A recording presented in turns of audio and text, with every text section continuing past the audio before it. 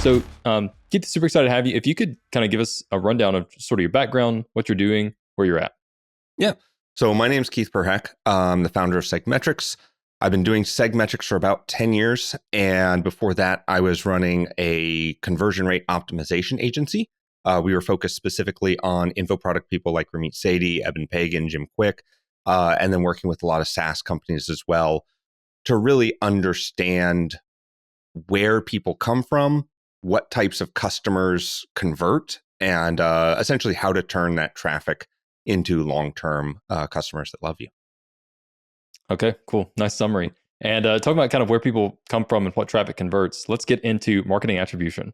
So this is an area I love it and hate it. Love it because it's so helpful and hate it because it's so difficult. So Yeah. maybe for anyone who's not sure, could you kind of give us an overview of attribution itself, what it is, why it's important, any mistakes people make when they're trying to attribute, and we'll just go from there. Yeah.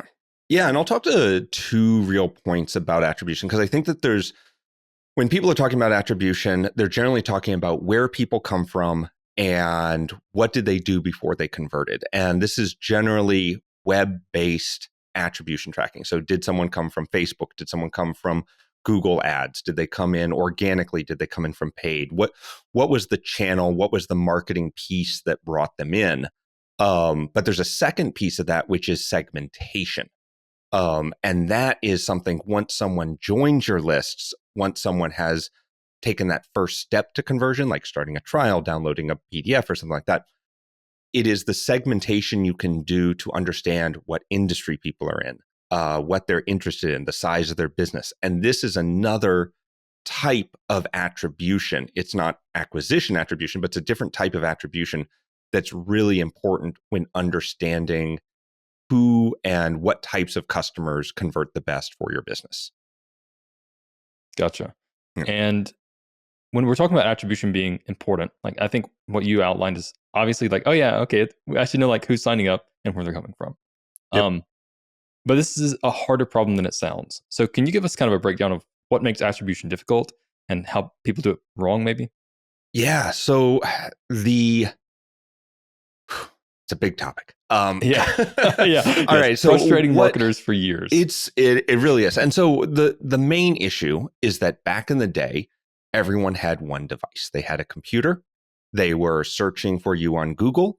Maybe they saw an ad and then they would click on that ad and then they would show up on your site. And it was easy to track all the way through. And you could say, this person saw an ad, then they went to Google and searched for me, then they showed up and then they converted and everything was wonderful in rainbows. And it's not like that anymore.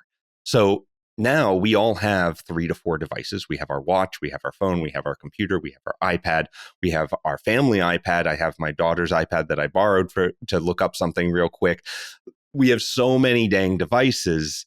And also a lot of the systems that we use to interface with the web are now closed. So Facebook has its own little Facebook browser. It's not a real browser. It doesn't connect to the rest of the stuff. If you click a link in Facebook, Facebook knows it. No one else does. You have things like Twitter that are going to be in an app. And unless you click that link, you're not getting outside the app. And then it's obfuscated. There's all these problems now with tracking because some are for privacy reasons and some are for walled garden reasons, where Facebook wants to control everything because they want you to pay them money in order to get that information. Same with Twitter, same with Google ads, et cetera, et cetera. So it has really become very difficult to get real attribution over time because multiple devices, multiple platforms, multiple walled gardens all contribute to a conversion at this point. And now that we have AI, we have a number of people who come in and they have no tracking, they have no information on them whatsoever. And we ask them on the call, how'd you hear about this? And they're like, oh, ChatGPT recommended us. So we just clicked on that link and came in. And I was like, great. So it's going to get more interesting before it gets easier, I think is the real answer there.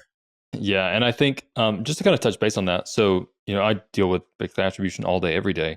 And kind of what you talked about is there's different browsers. Some are walled gardens. Some are some reasons we can't really do graded attributions due to privacy. But also one thing that maybe you have some thoughts on that I'd like to hear is that multiple touch points can often make it really difficult for me in marketing to know Yeah. what's driving ROI.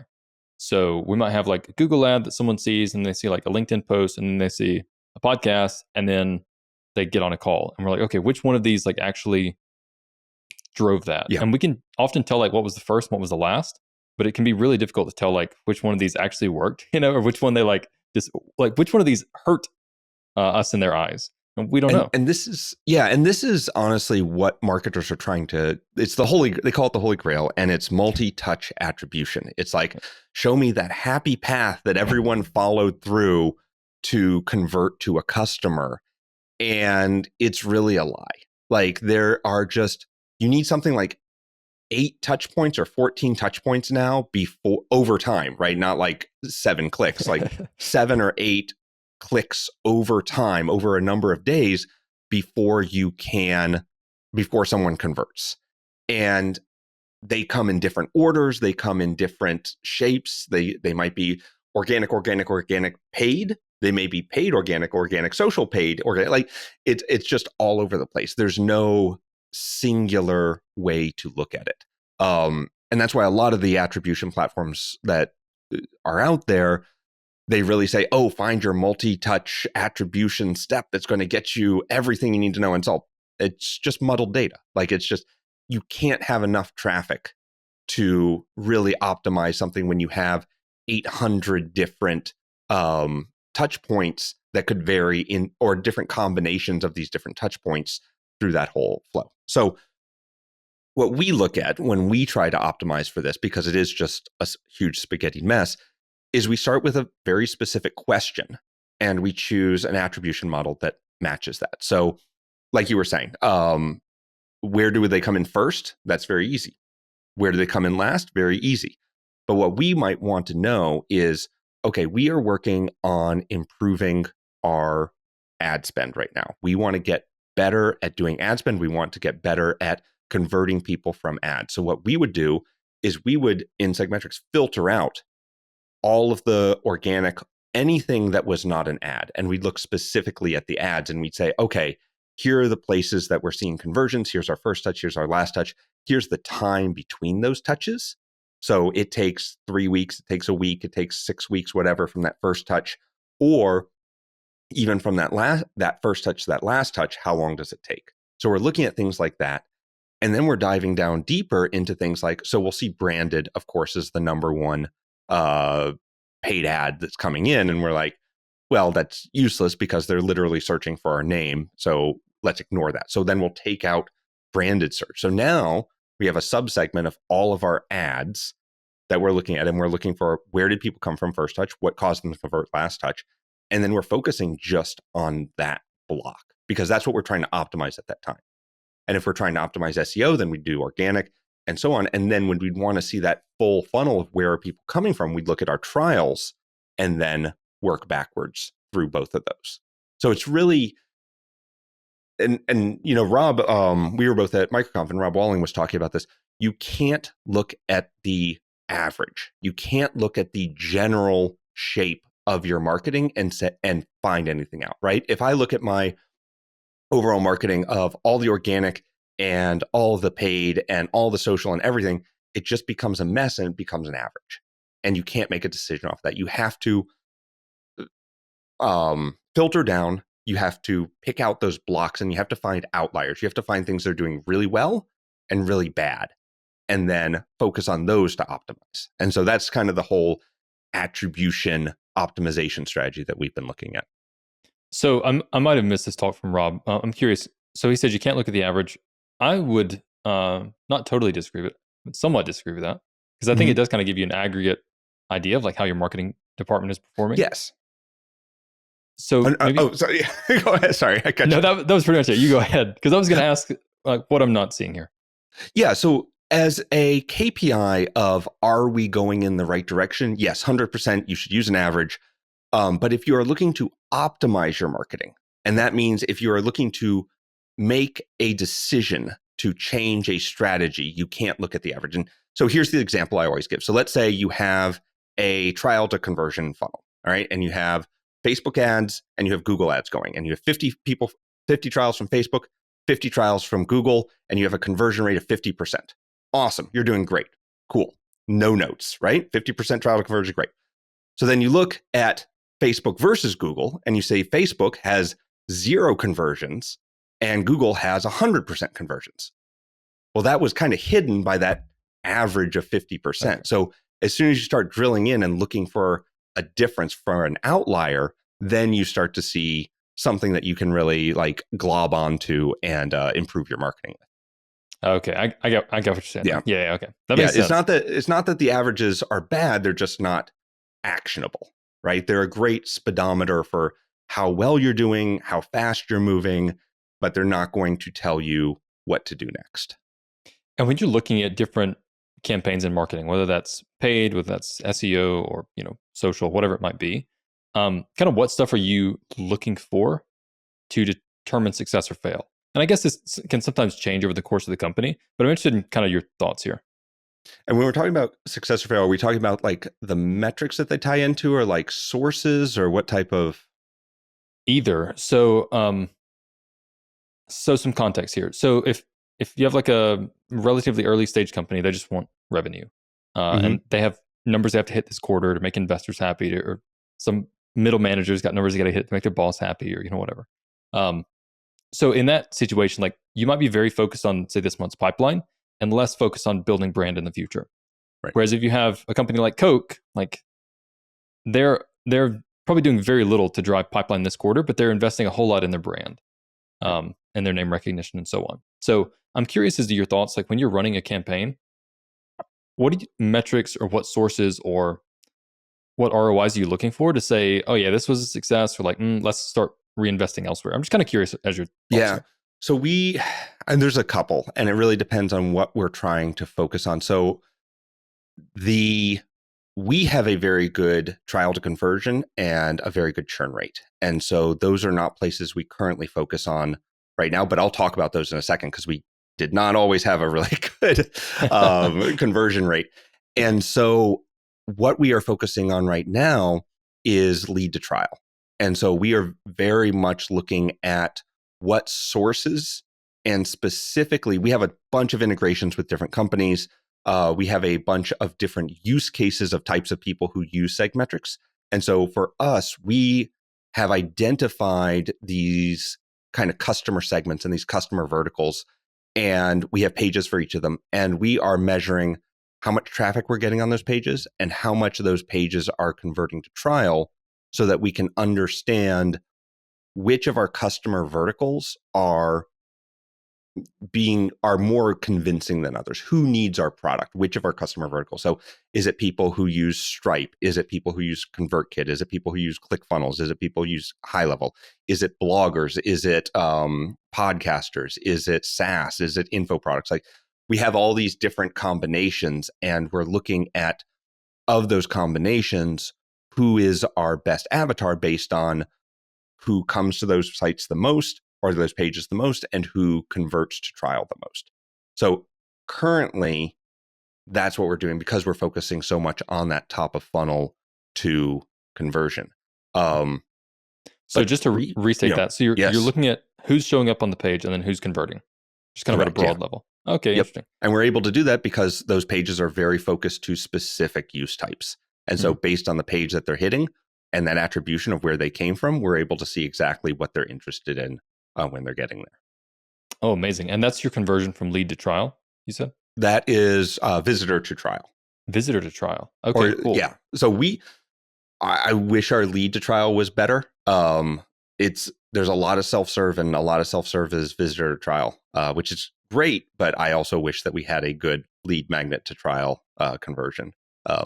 But we haven't needed it yet. So yeah, nice. It's a nice problem to have, right? Yeah. There is the trial the trial to conversion, though, was very interesting for us, because we had pretty bad trial to conversion for a while, especially 60-day conversion. So we measure it 60 days instead of 30 we measure it 45 days instead of 30 because we have a 14-day free trial. So we wanted to see who stays on for payment number 2. And that's really our metric that we look at when we're looking at our churn rate. And what we did was we found outliers. And so we looked at all the industries that people come in from, what software they're using. So what integrations did they connect to SegMetrics? And we pulled an entire report on, based on each of the integrations and based on each of the industries and a combination of those two, who had the highest churn and who did not. And so, normally when you're looking at churn rates and stuff like that, you're really looking at what plan are they on, how much are they paying, and that kind of stuff. But because we connect to the marketing information as well, we're able to say, oh, here are people in the info product space, in the e-com space, in the SaaS space who are using Stripe, who are using Convert, whatever, and get those combinations. Say, this is a combination that converts really poorly. This is a combination that converts really well. And so we were able to identify those and then identify what things we can do to make them convert better. And that has upped our trial to conversion rate insanely. So let me make sure that I understood that. So you basically looked at churn rates of different segments of your audience to determine who might be the most potentially viable for like trial to paid conversions. Right, exactly. And then that's the craziest thing I've ever heard. But that's what we do. It's what I absolutely love, because a lot of being able to tie it back to that lifetime value, to that churn, is really the important thing. Like, you can get tons and tons of trials, but if they're not converting, then it doesn't really matter, right? And because Facebook and Google, they all have those 7-day attribution windows, you're going to be able to know, oh, we had 100 people come in from ads and 70% of them started that trial. Awesome. But how many people converted? We don't know, because we're not able to track that back without a tool like SegMetrics. And so we built SegMetrics originally for ourselves. We were a conversion rate optimization agency. This was literally the question we were trying to answer that we could not answer. And so we're like, well, we have all the data, throw it in a database. How hard could it be? And we built SegMetrics. Turns out very hard. We're 10 years later. And it's still hard. It's still a hard thing to do. That's bonkers that you looked at churn and use it to give you info about trials. Yeah, 100%. And then, so what's even crazier is we then looked at what people do while they're on their trial to identify what it is that makes people stick. And so what we found for us is that we do onboarding calls, call them kickstart calls, for all of our customers to come on. Anyone who gets on that call has a 97% chance of staying, 97% retention rate. It's amazing. But only like 11 over 6 months. Wow. It's great. It's so good. Yeah. That is good. So, but here's the problem. Only 11% of people got on that call. So even though that call has a huge impact on retention, no one was getting on the call. And we found out it's all e-com people. Like, everyone else was getting on the call. E-com people were not getting on that call. They don't want to be bothered. They don't want to talk to us. And so we found other ways to get them the same value that was not a call. And so so essentially everyone had a really good churn rate except for e-com, which was miserable. And so we identified, okay, we have a problem with our e-com segment. And then we were able to introduce new things. So on the onboarding flow, if it shows that they are e-com, then we send them on a different onboarding flow than they would have if they were SaaS, because we have seen that they need different content and different handling to be successful with the software. That makes sense. I'm curious how you segmented your churn rate into different verticals, though. We asked them. Because like Stripe doesn't do this. What's that? We asked them. So when you sign up, for SegMetrics, the first thing we ask is, we want to make this the best software for you. We have custom dashboards. We have blah, blah, blah. What industry are you in? And little drop down, and they choose which industry. We push that into our marketing software. We push that into the onboarding software. And that really builds the experience you're having as you go through SegMetrics. And so it's useful for the customer because we're able to give them better value, but it's also useful for us because we know what information and how to talk to them so that they can get better value out of the software. So I try to avoid like super tactical questions because I know this might not apply a ton, but I'm really curious as to kind of exactly how you did this. So you had an onboarding, so someone joins, they get like a little onboarding survey, asks what their industry is or whatever. Um, and then they say they churn. Yep. So are you guys using Stripe, I guess? We use Stripe and ActiveCampaign as our Okay, CRM. so someone churns, you see it in Stripe, and Mhm. then are you going back through that contact and are you looking manually, like, okay, what industry were they in? And I so how mean, are you segmenting then? so SegMetrics automatically pulls that information together. So Oh, okay, okay, we dog food. Like okay. this is all stuff that we do. So what we do is we have a list of every custom field that we have on a contact in HubSpot or ActiveCampaign. And then we've tied each of those contacts to how much revenue they've made and their churn and like if they canceled and whatnot, how long they've been on. And so we just do a report of I want to see the churn rate divided by the industry that they're in. And I want to see everyone who has signed up in the last 9 months and show me that rate. And just poof, right there. And then I can see, okay, this is how long people stay on for each of these industries. So I know some people who needed SegMetrics yesterday. So it is something that we hear a lot, actually. Like okay, it's a good tool. It's I mean I hate tooting my own horn, but honestly, we built it to solve this specific problem because it's the specific problem that we have. Like we are a bootstrapped small software SaaS company in the marketing space that does a lot of marketing. And we need to know where do people come from, who are our best customers, and what makes them convert and what turns them into happy customers that stay on with us. And at the end of the day, that's the value prop. okay. Well, I'm definitely gonna sign some people up to SegMetrics. I mean I'm being totally serious because I can think of one business right now that really needs this because their churn is pretty disastrous and Mm. they don't know who's churning really. Um, so okay, It's a really tough problem. Like because yeah.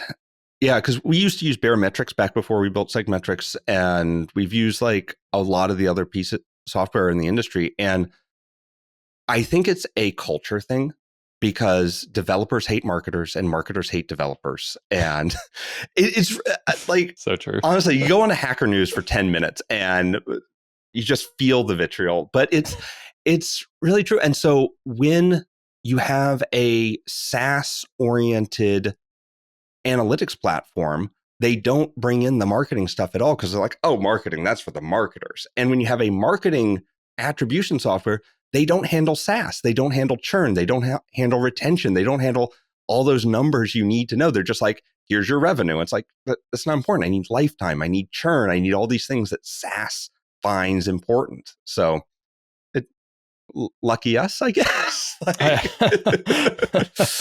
Yeah. Okay. So I think I've drilled far enough down into that. I might email you, might get you on another podcast for some free yeah, consulting here. definitely. That's the best part about having a podcast is just the free consulting that I get.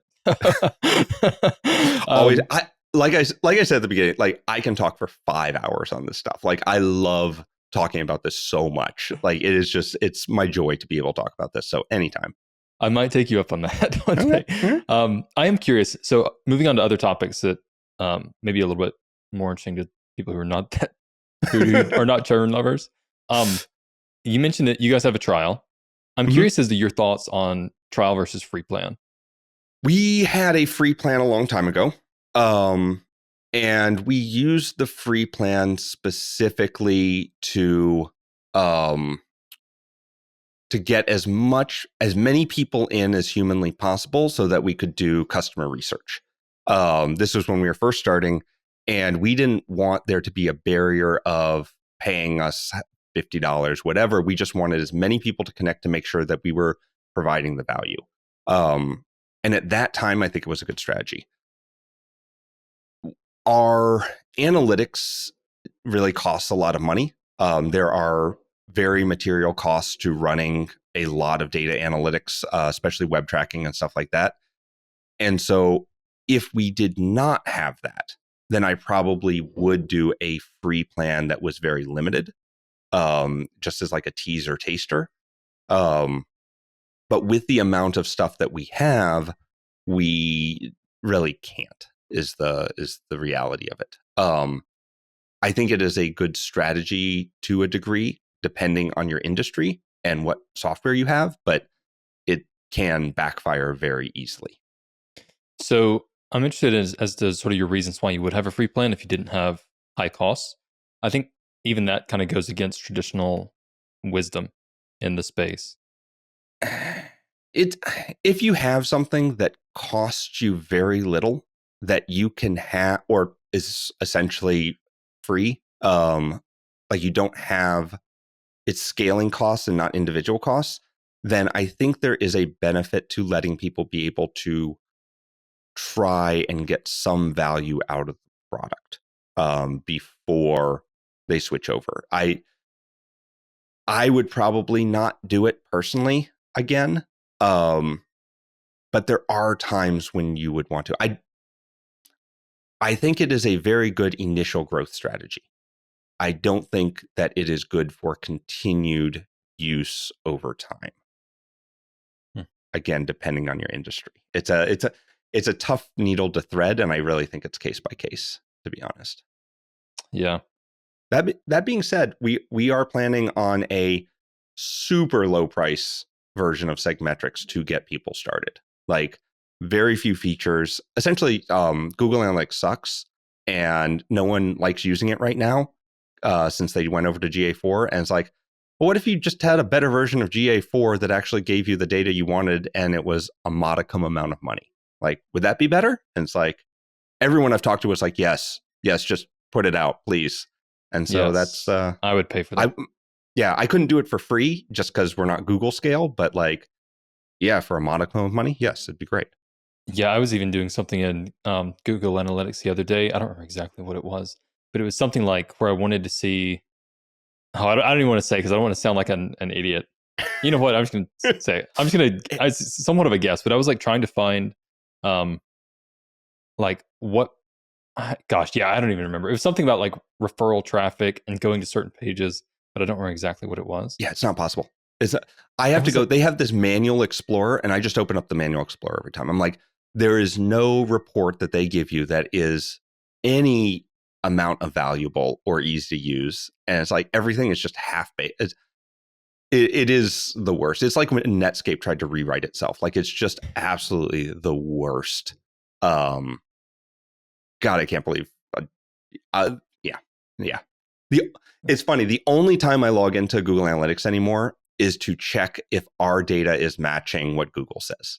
That's the only time. Just to make sure, yeah. like, okay, this is what the traffic we're seeing. This is the pages. Is that correct? Cool. We go check it in Google Analytics. Everything matches. Awesome. I'd rather use SegMetrics. So that's Oh, interesting. Yeah, that's interesting to me because I don't even put that much faith in what Google does. Like, I think it's fairly well known, but in case anyone doesn't know, like Google doesn't even agree with itself. So if you look at Search Console and the Google Analytics, then they're often different. Yeah. So that's interesting to use it as kind of a baseline. I wouldn't even use it for that. I use it It's for better than, it's better than nothing. Like that's not better than SegMetrics, apparently. obviously. Obviously. Yeah, I literally just use it for like one end of month report, and then I use it for trends. But as far as like, Yeah. trends is like up or down. I think that's somewhat useful. But as far as like actual numbers, Yeah. if you make something, I'll buy it. How's that? Yeah. Sounds good. I'll send you the link. Okay. Yeah, send me the link. Really curious. So you guys are bootstrapped. Solo founder, co-founder? We had a co-founder when we first started, but hi Charlie. He was working with 3 different startups at the same time, and one of them got $1 million of funding. And I was like, dude, like we're still at the like $200 a month range. Go do your thing. Like, and so he left, I think within the first year. And then we took it over fully at the agency. So now Scott, who is my right-hand man forever at the agency, he's kind of leading up product, and and we've kind of built it from there. Amazing. And are you more on the technical side or the non-technical side? Every side, which is the All worst. the sides. All the sides. Like, so my background is technical, but I've been doing marketing and especially technical marketing for the past 15 years. So I have a design and development background. I taught myself marketing about 15, 20 years ago. And I will say, people are like, oh, being a unicorn is great because you can do all this stuff. It's the worst when you're a founder because everything you're like, oh, I could do that. Or you have opinions on everything that goes out. and it's the worst. Like, I'd much rather not understand dev or not understand marketing and just have to rely on people. Like, I think it'd be much easier. So, Well, you don't talk like a developer, which is really the highest compliment that I can give to a developer.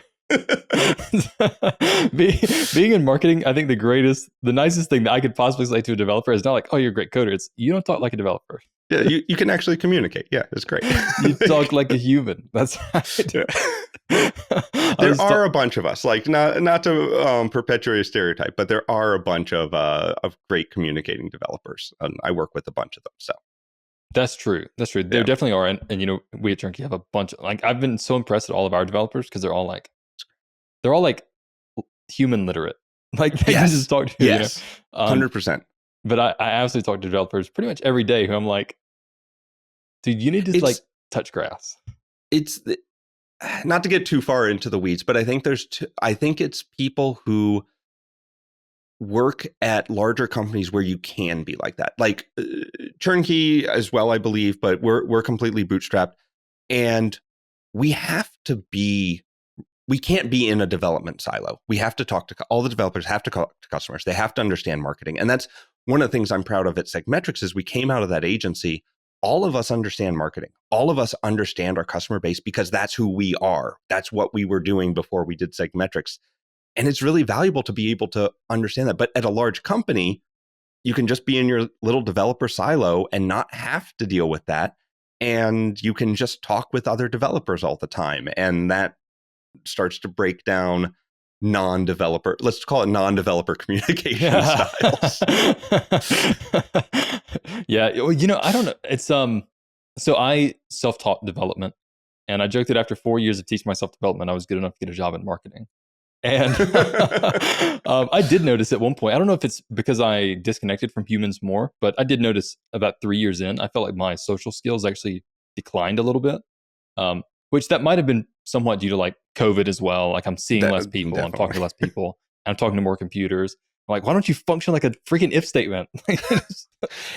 I think it is honestly the main thing, which is that in development, it's very like, if this, then this, right? It's very programmatic and very like, I'm trying to think of the word, but it's set, right? And humans are not. And conversation is definitely not. And it's like, if I do this, then I want this as the result, and that just doesn't happen ever. Like, yeah. Do you have any tips on like finding great developers who are also good communicators? I've just been lucky. Is really what it is. Honestly, we've tried, and I've been very bad at it. Like, I think when we do hiring, it's less about skill and more about personality and communication style. And I think that does a lot of it. Like, especially when we're hiring developers, we're trying to find someone who is fascinated and interested in something that also has overlap with what we're doing. And then have curiosity about that. And that has tended to find people who are much better at being interested in what we do and working with the team and doing new stuff than it is someone who just wants to sit down and push out bug fixes or that type of stuff, which is also an important skill. But again, at a bootstrap stage, you need someone who is really excited about what it is you're doing and excited about learning new things. And I think that translates into communication and into working with a team better. If I can kind of echo that. So I've had really good luck just hiring people like almost totally based on personality, not 100%, maybe like 80 to 90%. Actually, I'm a little bit infamous that I'll usually do one video interview with a person and then I'll just hire them. So I'll do like one video interview. Sometimes I'll do like a test task, depending on maybe how senior the role is, just so we can see kind of how we think and how we work well together. But as far as like total time in interview for someone who is applying to one of my jobs and ends up getting the job, I mean like less than an hour. As far as like scheduling, in interview, doing task, and then offer. Even like fairly senior roles. Yeah, well, it's gotten to the point where you're talking about tests, especially for developers and stuff like that. It's so easy to game these things now. Like, there's more value in having a talk with someone about personality and seeing that personality and interest and talking through skill sets like that than there is in like sending over a test or like a programming challenge or something like that. We used to do programming challenges and they're okay, but again, they're so easy to just like chat GPT at this point. Like it's not valuable anymore. Yeah, especially now. I actually knew a programmer buddy who he would take interviews for people. Like they would pay him to take interviews and they would be on the camera and he'd be like under the desk or whatever and he'd be typing. Oh my God. Yeah, he'd have like a separate screen. Like I think it's like Bluetooth keyboard. And so he could see everything on the computer screen and he'd just like fill it out for them. Oh my gosh. Craziest oh my God. Which is a brilliant job, I guess. A brilliant business. But Keith, this has been great. I won't keep this much longer. Do you have any like kind of closing advice for us? Anything I should have asked you that I didn't? No, I think we hit the big ones. If I'm to reiterate, it really is about outliers. It really is about asking good questions about where people come from, who they are, and then trying to find who performs the best and who doesn't based on your definition of best. And it's really good questions. Like the better questions you can ask, the better answers you're going to get, and the better you're going to be able to improve your marketing and your business. Amazing. Yeah, and I'm seriously going to sign some people up for SegMetrics pretty soon after this call. Awesome. Because yeah, that's really cool. So if people want to find more out about you, your business, where should they go? Yeah, so SegMetrics.io, soon to be SegMetrics.com, both go to the same place. Yeah. Or you can find it. Yay, finally, 10 years later. That's a whole story in of itself. And then on Twitter and LinkedIn and all those places, just look up SegMetrics and we're there. Awesome. Well, Keith, thanks so much. This is a great episode. I'm super excited for Thanks so much. This has been super fun. Likewise.